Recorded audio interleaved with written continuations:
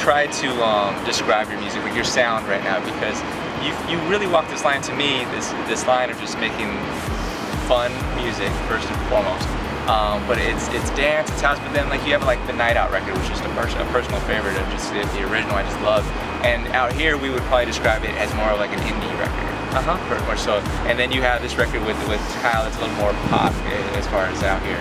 Is there if you were to try and sum it up into your sound, how would you describe your projects right now? Well, the truth is, to me, there is not a very different approach between the Night Out and Hey Now, for example. Even if, yeah, maybe the Night Out is a bit more mellow, and so of course it's not like the big mainstream banger that you're gonna play in the middle of a festival set. But some people say that they recognize when I play a song of mine, they recognize some stuff, because of course there are some production tricks, I guess, I use that are common to the different songs, and also I use a lot of guitars. I use a lot of the vocals. I sing myself on these two records that we mentioned, and I use really the voice as an instrument, and this is becoming a bit more rare. Yeah, I was curious because I finally had the opportunity to play in France last year. I was on tour with Rihanna, nice. And I was opening for her, and I did a club, and people had always told me like about how just disco in general. Disco is so prominent, like in the club and stuff. And it was a club I played. Disco was like the whole front half of the evening was like real disco, not like dance remixes, but like real legitimate disco. And then with Daft Punk's album, do you think their album and that sound coming out of France, do you think that's going to cause some type of change in the EDM scene or the dance scene? There is certainly a nice slice of disco that's coming from France, and of course this is back in the middle of the 70s with Cerrone. I don't know if you know Cerrone. And there were a bunch of producers back then. One of these producers was Thomas Bangalter's father, who made a couple of very big hits with Ottawa and Sylvester, I think, as a producer. So this is where the Daft Punk got their disco influence, and of course it's true that disco has always been a very big deal in France.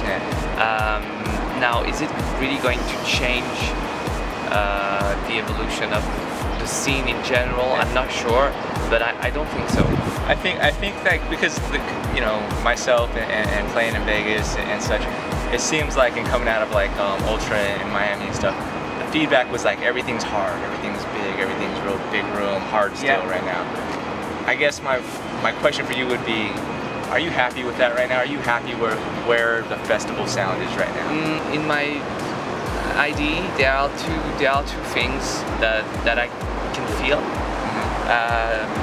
One thing is a sort of fight back of all the urban music that we've started to see coming with the dubstep that became trap, that all these things that are more and more actually going back to their roots of being like strictly urban music and that, and this is now influencing EDM as EDM has influenced the urban music in the year 2000. So that's one thing.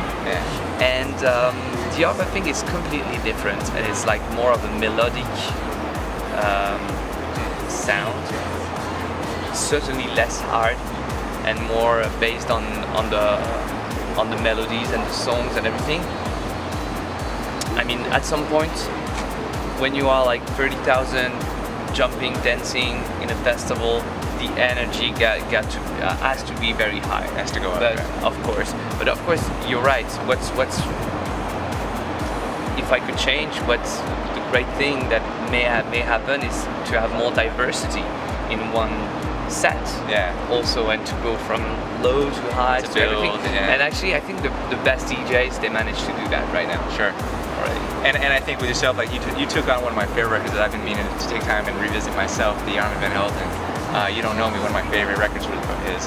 And so that approach on that record, I mean, that to me, like the original, that is kind of what we're talking about with that musicality and stuff. But then you gave it the drop that it needed, that build, that it can be played at festivals and stuff. And that's something I look forward to hearing more of your music. So that's definitely a possibility. And I mean, the great thing is that I can still see a lot of things bubbling here and there, you know, and for example, at this time, the way Diplo and his friends are making music is really interesting to me. It's like there are a lot of different approaches in this that are really fresh and new. I love that. You know, it's something I think that you're in a position, as well as like me and Diplo, he's a good friend of mine, we were talking about is like, it's amazing that he's in a position where he's so cool right now that you have the biggest artists in the world coming to him and they're actually letting him do whatever he wants. Sure. And you know, most of the time artists will come to someone like yourself and say, oh, I want something like, hello, give me something like this, give me something like that.